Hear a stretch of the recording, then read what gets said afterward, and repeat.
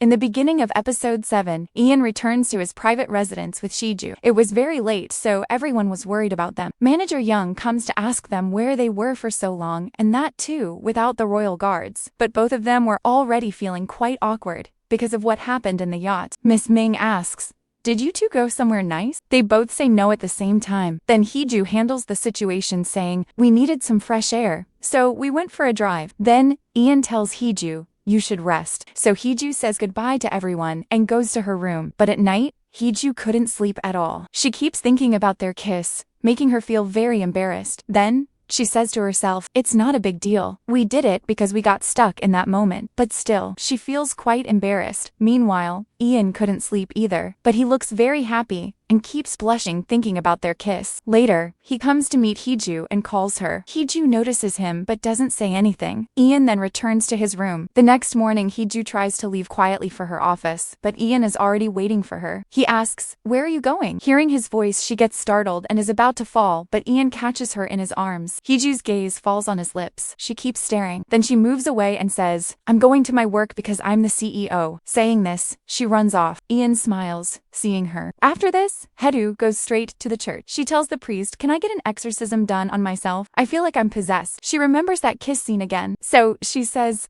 "I can donate a lot of money to the church." But the priest chases her away. Outside, she runs into Jung-ho. He sees her and asks, "What are you doing here? I thought you weren't religious." But she says nothing. Jung-ho says, "I'll be right back. Wait for me." And he leaves. Just then, Ian calls Heeju and asks, "Are you free today? We were supposed to go to the palace for the wedding schedule." Just then, Jung-ho comes and calls her name. Ian realizes that they are together and he doesn't like that at all. Heeju tells him, "I'll talk to you later," and hangs up. Now, while driving, Jung-ho looks very happy. Heeju asks, "Do you also like driving?" The Grand Prince does. He feels like he's flying. While saying this, she is smiling a lot herself, which Jung-ho doesn't like. So later, when she arrives at her company and is about to leave, he tells her, "Don't get too attached. Otherwise, there might be problems at the time of divorce." But Heeju says, "I'm not an idiot," and goes inside. Inside the company, Heeju says to herself, "Does he think I don't know the difference between work and private life?" Later, she asks Haejong to pull out a list of all the premium affiliate partners of Castle Beauty because she is going to visit all those stores to tell them that if there's a drop in revenue after she leaves,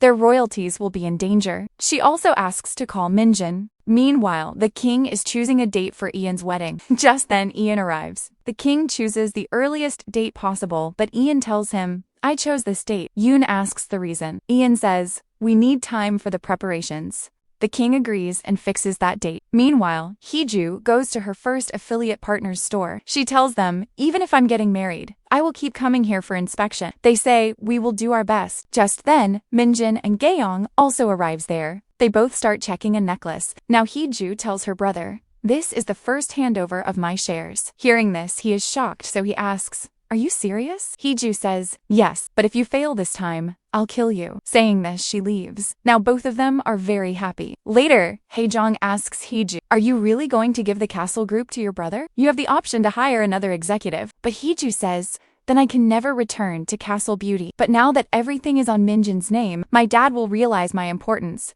And then they will come saying I'm a million times better than Minjin. So, the successor of the castle group should be me." After that, she arrives at the royal palace to choose the wedding dress. Ian is already there. She keeps looking at him, but as soon as he sees her, she looks away. Then both are trying their wedding dresses. Ian keeps looking at her, but Heeju avoids his gaze. Ian then comes close to her, fixes her hair, but Heeju's heartbeat starts racing. This makes her blush intensely. Seeing this, Suki asks her, "Are you sick?" Haejong and Choi rush in and are about to call the royal physician. But Heeju calms everyone down and says, "I just felt a little hot because of too many layers of dress." Then she asks Haejong, "We need to go for our next appointment, right?" But Choi says, "The next appointment is right here." The royal physician is coming for a health checkup and dinner is scheduled at Heeju's family home tomorrow. Haejong tells her that the chairman has already been spoken to about it. Heeju is shocked because she didn't know anything about this. Then Choi says, "I'm going to complete the marriage proposal and wedding gift delivery ceremonies." Saying this, he loads 3 cars with gifts and arrives at Heeju's family home. In front of Heeju's father, he reads the marriage proposal written by the king and starts explaining all the wedding ceremonies,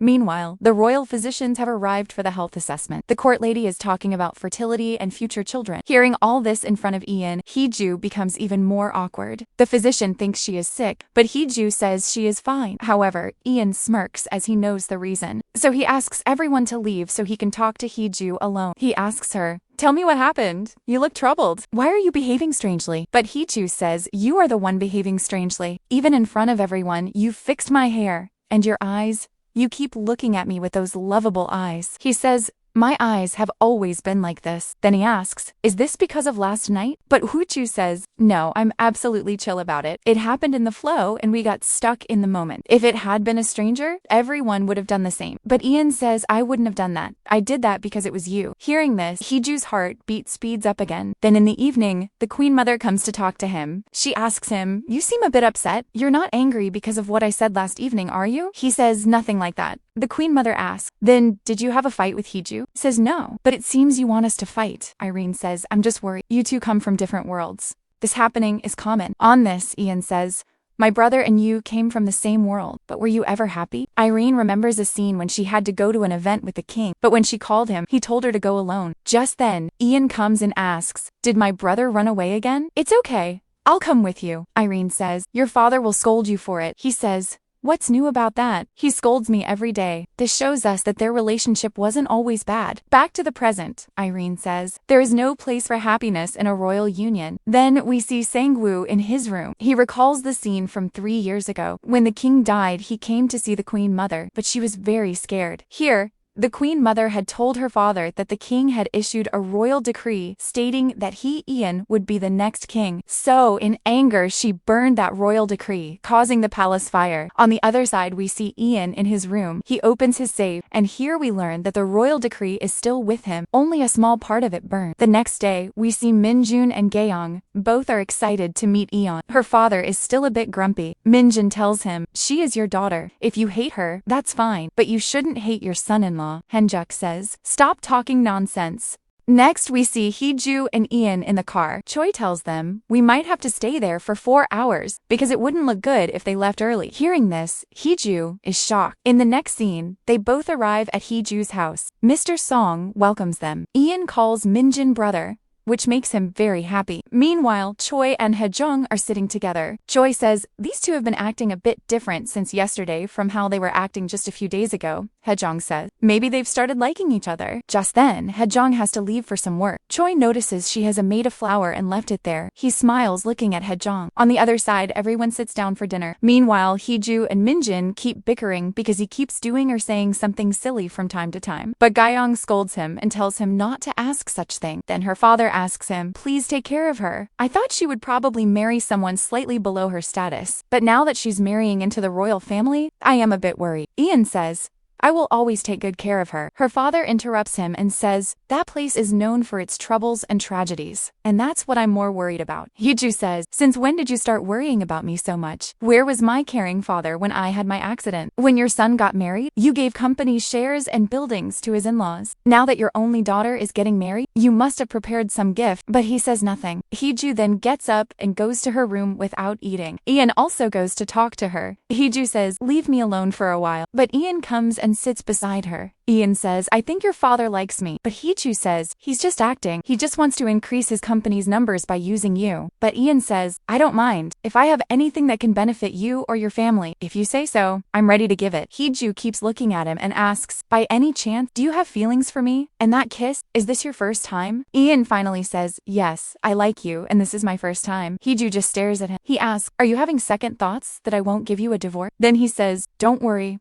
I won't trap. Whatever you wish will happen, so get ready to accept it, whether it's money, honor, or my heart." But Heeju says, "I have more money than you, and I always will." Then they both start laughing. In the next scene, they are returning back to his home. Nothing seems awkward between them anymore. Ian looks at her. He wants to hold her hand. But just then, Jung-ho calls Heeju. He asks how the dinner was. Then he starts talking to Ian. Ian says, "My father-in-law really liked me." Then he starts chatting casually with Heeju. Seeing them talk together, Ian feels quite jealous. Then he drops Heeju to his private residence and says, "Now we will meet on the wedding day." Then he comes closer and says, "I'm sad to leave too." Saying this, he leaves. Heeju, then goes inside where Manager Young and the others are waiting for her. They hadn't eaten, so she takes everyone out for a treat where they all enjoy a barbecue. The next day, Ian suddenly arrives at Prime Minister Jung-ho's office. He directly tells him, "I like Heeju." Jung-ho says, "Does me knowing change anything? Does Heeju know?" Ian says, "I'm talking about myself right now, not Heeju. Just know that I like her, and you need to treat her with a bit more respect from now on." However, Jung-ho tells him Heeju doesn't want this from you. On this, Ian says, "Then why didn't she marry you? The status she wants by marrying me? You could have given her that too. Maybe there's something in me that she needs, which you don't have." Saying this, he leaves. Later, he messages Heeju to eat on time. He then sees Heeju's ads on buildings being taken down and Choi tells him that she can no longer be involved in any personal promotions. He also messages her, "Why are you taking down the ads so soon? Make money while you still can." Reading this, Heeju smiles. Then finally, their wedding day arrives. Ian looks very happy while getting ready. He asks, "Where is Heeju?" But Suki says, "You should address her properly from now on." Then, feeling shy, he asks, "Where is my wife?" Meanwhile, Heeju is also getting ready by Young and others. Gaeyoung also arrives to check if her dress and makeup are alright. Meanwhile, the Queen Mother meets Jung-ho. She asks, "Are you okay?" Jung-ho says, "What would happen to me?" The Queen Mother says, "Alright then. I'll wait for the time when you can't control yourself," because she knew Jung-ho liked Heeju and was not at all happy about this marriage. Later, Heeju gets ready and comes out. Everyone says she looks very pretty. Then their wedding begins and we see Heeju and Ian coming face to face. The wedding rituals are being performed. Something is given to drink. Heeju drinks it. However, she starts coughing. Ian asks, "Are you okay?" Heeju says she is okay. After this, Hangju comes to Heeju and says, "Always keep your face up, or else you will look weak." With this, their wedding is complete. After that, they head from his residence to the palace. The entire route is filled with crowds. Their chariot passes through them. Both smile throughout the journey, reaching the palace like true celebrities. Seeing this, Jung-ho feels absolutely terrible. Seeing him, the Queen Mother says, "That's why I told you to use your veto power. How long will you keep suppressing your feelings?" Meanwhile, Manager Young, Miss Ming, and everyone else are very happy and getting emotional, while Iram looks troubled. In the palace, a grand welcome is given to the couple. Ian congratulates Heeju on achieving the title of Grand Princess. After that, they arrive at the royal court to meet the king. Everyone is congratulating them. But then suddenly, Heeju starts coughing, and it keeps getting worse. After that, she feels dizzy and faints right there. Ian quickly holds her. Everyone is shocked seeing her suddenly faint. And with this, the episode ends here. If you liked the video and want to watch the next episode, comment and subscribe for more.